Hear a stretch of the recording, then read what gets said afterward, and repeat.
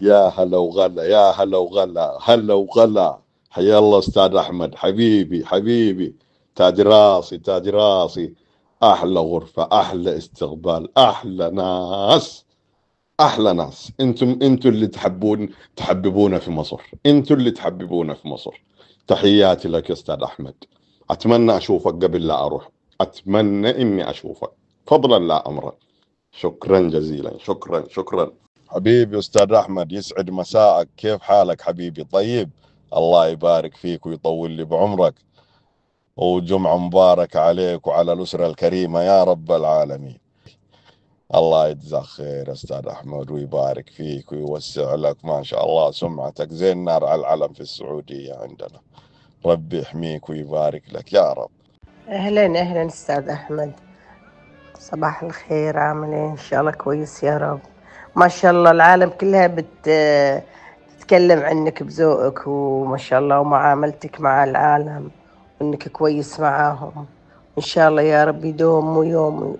إن شاء الله سمعتك في القاهرة كلها تكون كويسة، والعالم تشكر فيك من الخليج ومن جميع الدول.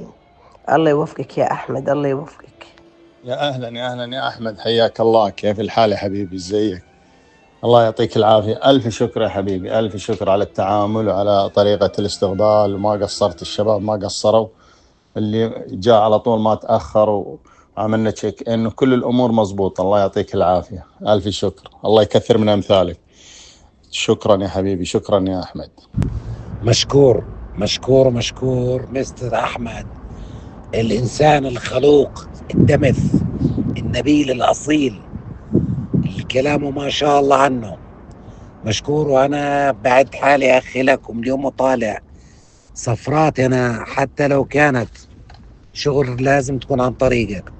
كل أصدقائي أصحابي التجار أصحابين الشركات لازم يصيروا يتعاملوا معك، لأنك إنسان فعلا والنعم منك والله. ألف شكر يا أبو حميد، أنا مش عارف أودي فين زمايلك هذه. الله يبارك فيك يا سيد الناس، ألف شكر ألف شكر حبيبي. شكرا أخوي أحمد، والله أني أتشرف معرفتك وأخوتك وإنك ما قصرت معانا. تسلم، الله يوفقك ويسعدك. وأنت برضو أي شيء تحتاجه من السعودية أخوانك أبد.